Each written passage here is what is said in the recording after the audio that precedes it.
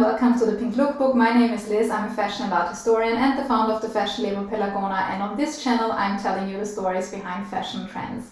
Today I'm talking about a very soft material, a very luxurious material that keeps us warm. You may have guessed it, I'm talking about cashmere. Cashmere is something really sought after and expensive, but at the same time it also seems to be everywhere. I see it in luxury brand stores, I see it with fast fashion retailers. There's a big difference in price, and I also have to say, when I started collecting cashmere shawls, for example, or other garments made from cashmere, I was very confused on how to judge the quality in the store. At first I did some online research, and then there are these tests which I'm going to discuss later, but I found them a bit impractical to use them in the store. Then also I found some technical information about like weight and the so-called ply. All of this was not really something that I would use on a daily basis in a store, as I said before.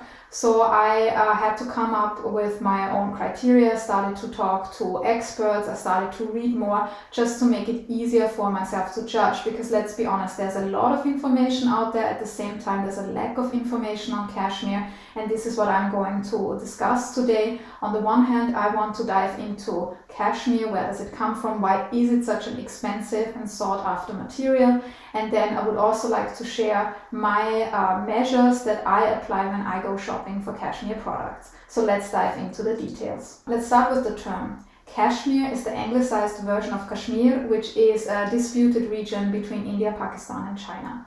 It also refers to the cashmere goat. This goat lives high up in the mountains, and it has two types of coat: a thick, coarse outer coat and a thin and delicate inner coat. And these two coats protect the goat from the extreme weather conditions. And this goat has to be combed to get the fine, thin inner coat.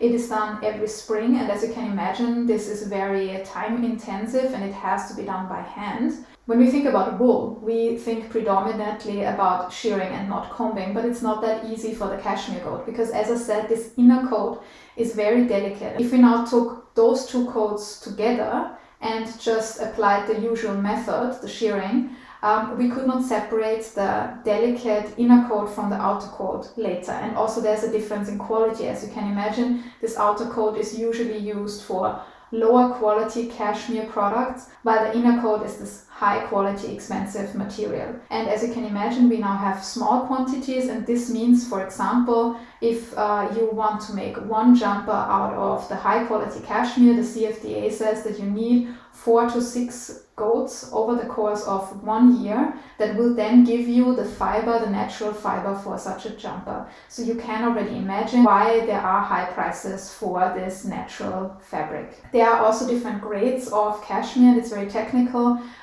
For example, you can talk about the weight, you can talk about the diameter, you can talk about the ply. This means how often was the yarn spun or the fiber spun. All of this is quite complex and technical. I think this goes beyond an introductory video about cashmere.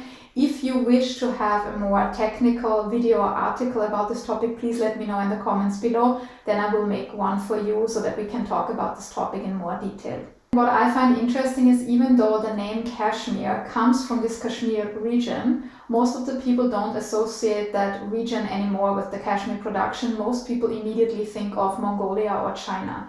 The reason is that these are the biggest producers of cashmere, and especially China has established itself as a mass producer of cashmere.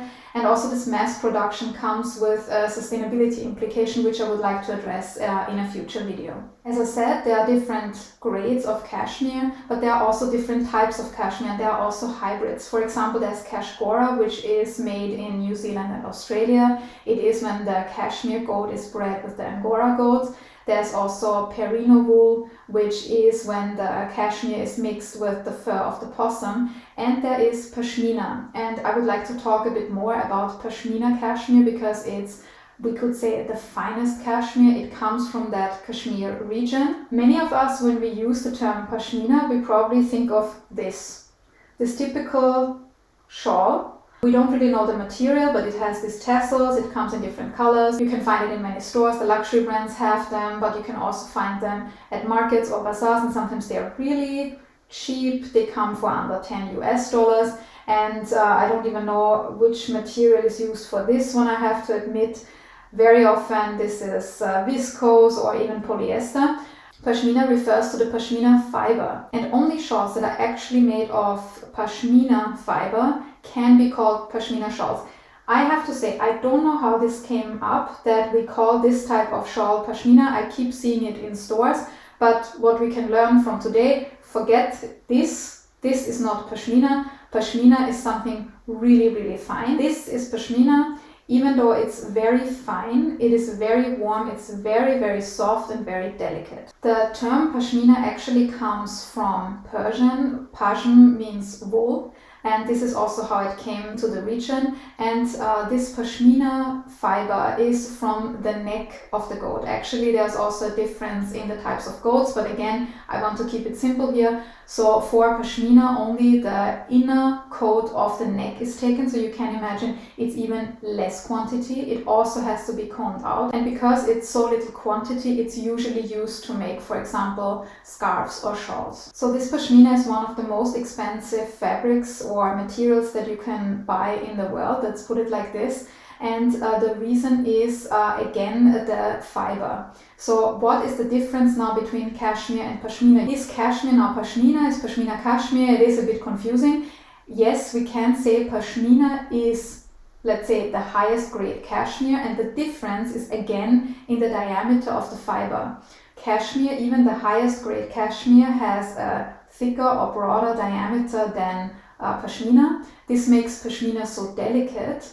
But at the same time, even though it's delicate, I said it before, it is very soft and it keeps you warm. But because it's so delicate, the entire production chain of pashmina has to be done by hand. This starts with the combing, then the spinning of the yarn, the dyeing, the weaving, and potentially embroidery. So it's very delicate, and this is the reason why pashmina is so expensive and more expensive than really high-grade cashmere. The natural color of the pashmina or the cashmere is usually this light brown tone. When you look closely, it has this diamond-shaped pattern. The reason is the weaving, the loom, how it works. And usually the shawl is also not sewn at the ends, it's left open. In the beginning I was a bit startled and was like, is this an unfinished product? But that's actually also another sign of the pashmina, because if this looks very nice, it also shows the quality of the pashmina shawl, and also that it will keep the shape.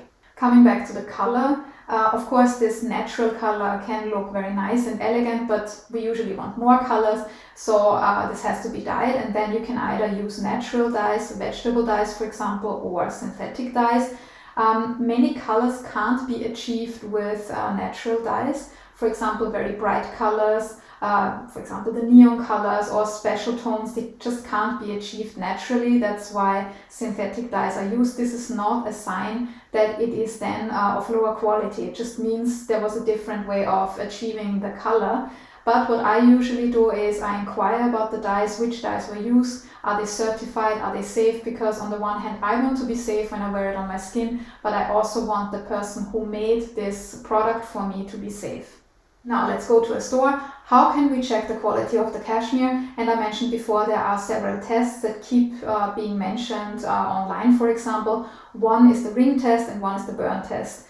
And the ring test is basically you take your product, for example your shawl, and you take your ring, and then you can basically go with that ring very smoothly through that whole product.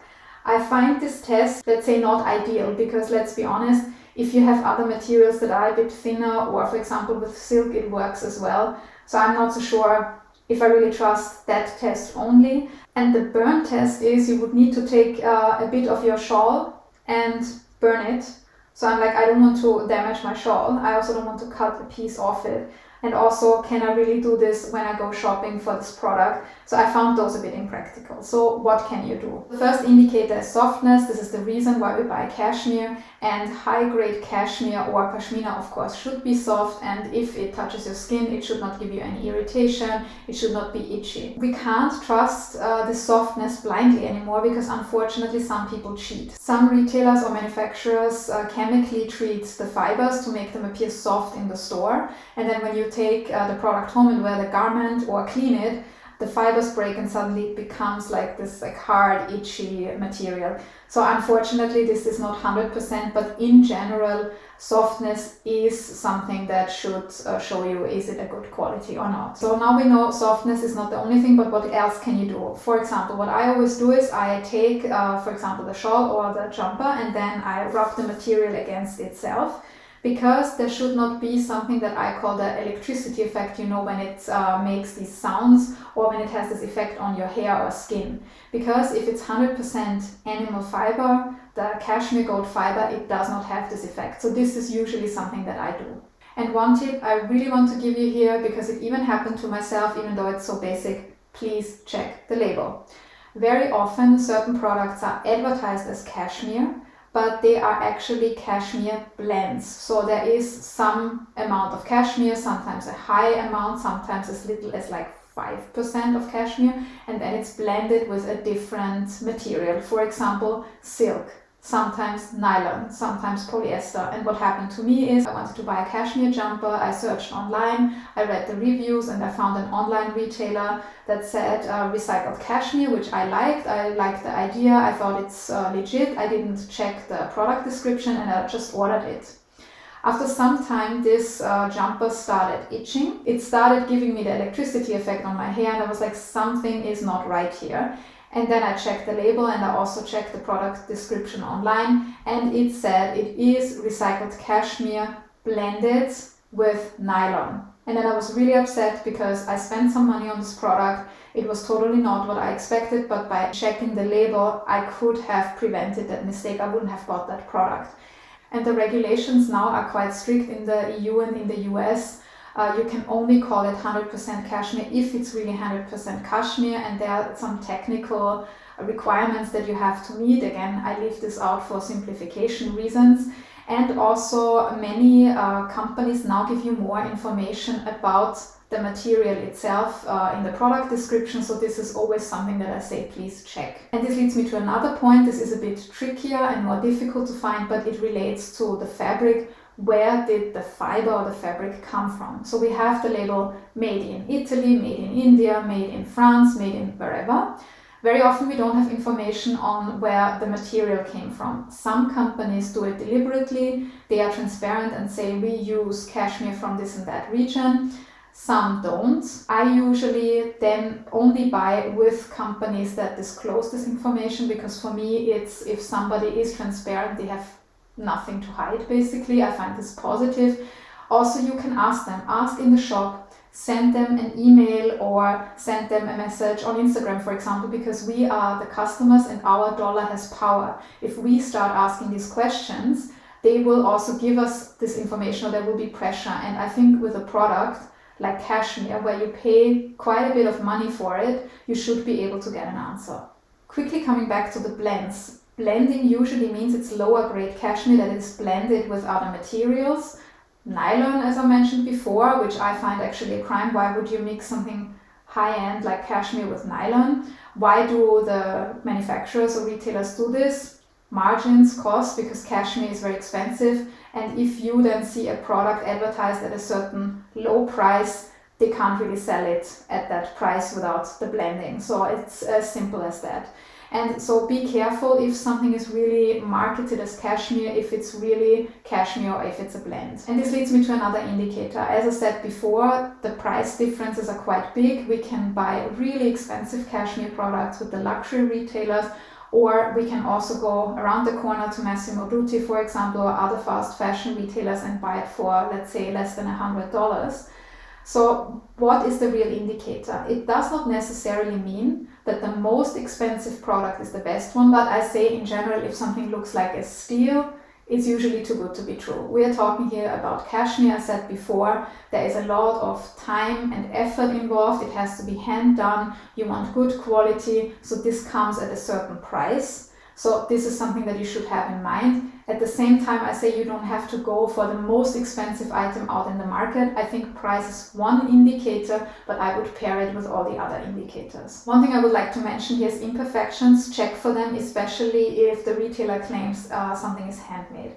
Handmade means there will be something that's not completely perfect. If it's too perfect, it's usually machine made. If you make something by hand, it doesn't mean that we now have to look for like holes or faults, but it means that not everything can be the same size, exactly the same size. There are some imperfections. So what you can do is, for example, with embroidery, you can check the front and the back. What does the back look like? Does it look like somebody made it by hand? Is it very fine or is it very rough? If it's high quality embroidery, it's sometimes quite difficult to tell the front from the back, but that's a different story. That doesn't mean it's completely machine made. It just shows that the artisan then really made it by hand and is really, really good with it. Another indicator is the initials of the artisan. Even if there's no embroidery, you can check in the weaving, because if they use the handloom, you will also have imperfections. So look for these small clues. This might be something that shows that it's really handmade. And then coming back to the artisans who leave the initials with the high quality items, for me this is actually an artist. This is an artwork. They worked for months on this. These are techniques that have been handed down for generations. They know the patterns, they have them in their mind. They choose the colors very often. You can't really tell them how it should look like. This is their artwork, and these items are usually unique pieces. So this is also what you pay for. In general, when I buy something new, I always look at the cost per wear. What do I mean with this? I can go, for example, into a fast fashion retailer, buy something cheap, wear it once or twice because it was trendy, I liked it, I didn't really care about the material, and then give it away, or worst case, throw it away. Or I save some money and go for something with higher quality that will probably cost more, but I will cherish it longer. It is something more classic, it will not go out of style. So when I divide the higher purchase price by how often I can wear it, this will be probably lower than the lower purchase price divided by wearing it once or twice. This is also something that I would like to recommend when you go shopping for products. Look at them with the perspective, would you wear this in 5 years, maybe even 10 years if it's an amazing item, or can you hand it down? Because it's not only the sustainability perspective, it's also something about you. Will you cherish this? Will it give you joy for a long time? This is also what you pay for. This was my video about cashmere and how I shop for cashmere products and check their quality, and I'm very curious, how do you do it? What are your measures to ensure the quality of cashmere? Let me know in the comments below. Please also let me know if you have any further questions about this topic. You can also head over to thepinklookbook.com and read my article. And if you enjoyed this video, please don't forget to like and subscribe. Thank you very much for watching. I hope to see you soon. Goodbye.